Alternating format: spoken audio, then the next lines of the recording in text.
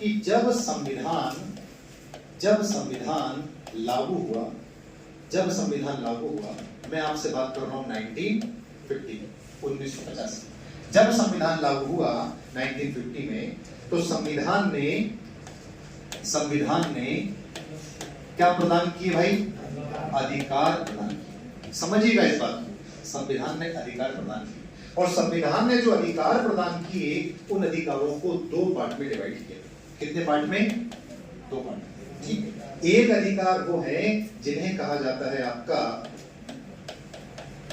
प्रवर्तनीय, या जिन्हें कहा जाता है वाद योग्य, और एक अधिकार वो है जिन्हें कहा जाता है अप्रवर्तनीय या गैर वाद योग्य, जिन्हें कहा जाता है गैर वाद योग्य।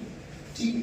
ये जो प्रवर्तनीय हैं और वाद योग्य हैं, इन्हें आपने अभी डिस्कस किया, जिन्हें हम लोग मौलिक अधिकार कहते हैं, फंडामेंटल राइट्स कहते हैं, भाग 3 अनुच्छेद 12 से लेकर के 2:35। और जिन्हें आप अप्रवर्तनीय कहते हैं, जिन्हें आप गैर वाद योग्य कहते हैं, ये है आपके भाग 4 DPSP, जिन्हें अभी हम डिस्कस कर रहे हैं, अनुच्छेद 36 से लेकर के 2:51। ठीक है। 2 पार्ट में डिवाइड हो गए, अर्थात इन्हें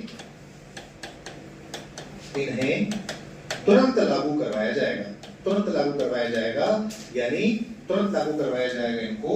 और तुरंत से मेरा मतलब यहां है सरकार का निर्माण होते। कब लागू किया जाएगा? सरकार जैसे ही बनी, और तुरंत आप किसको लागू करवाओ भाई? फंडामेंटल राइट्स को। और अगर आपने लागू नहीं करवाया तो ध्यान रखना, प्रवर्तनीय है और व्यक्ति सीधे कहां जा सकता है? अभी आपने डिस्कस किया, अनुच्छेद 32 सीधे सुप्रीम कोर्ट, और अनुच्छेद 226 सीधे हाई कोर्ट।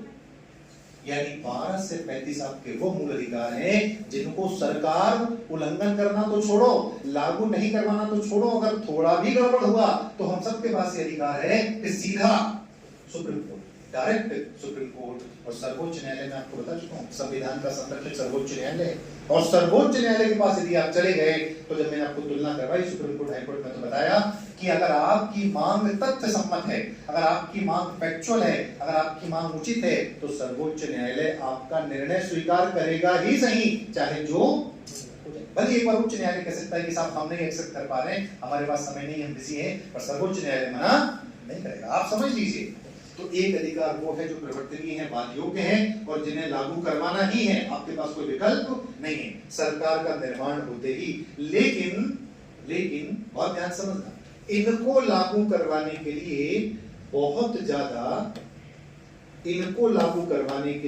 ज्यादा फंड या बहुत ज्यादा संसाधनों की कोई आवश्यकता। क्यों? क्योंकि मूल अधिकार समानता, स्वतंत्रता और शोषण, समानता स्वतंत्रता लागू करने और शोषण की समाप्ति के लिए।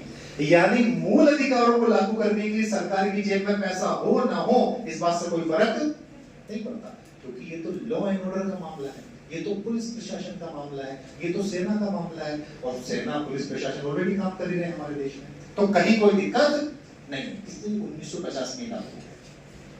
बट ये जो अधिकार हैं, ये बिना संसाधनों का एक भी अधिकार लागू करना संभव नहीं।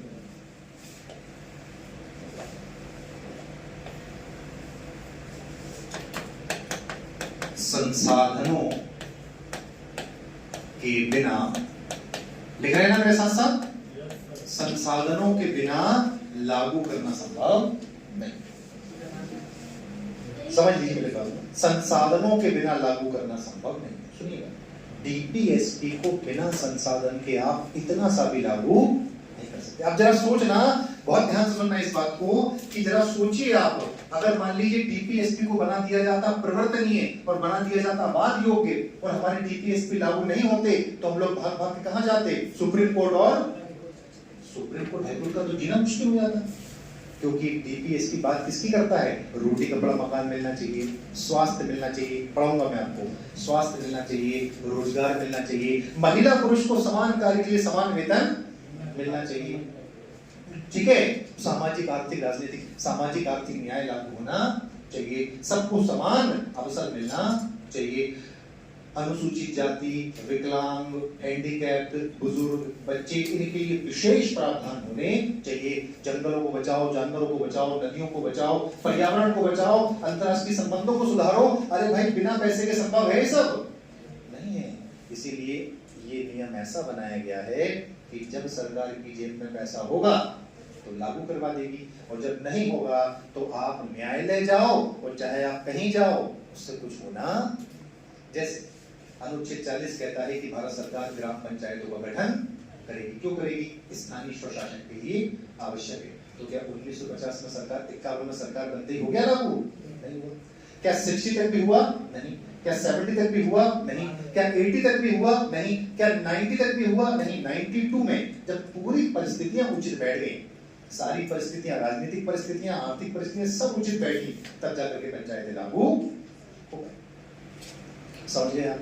उसमें एक आर्टिकल कहता है, हम लोग पढ़ेंगे, हमारी जितने भी हेरिटेज हैं, जितनी हमारी विरासतें हैं, महल है, लाल किला वगैरह वगैरह, जितने भी हमारे देश में विश्व विरासत है, सूची में जो नाम शामिल है, उन सबको समय समय पर रंगरोगन करो, उनको समय समय पर जो है उनकी रक्षा करो, उन्हें बचा करके रखना है। अब इसके लिए पैसा चाहिए कि नहीं?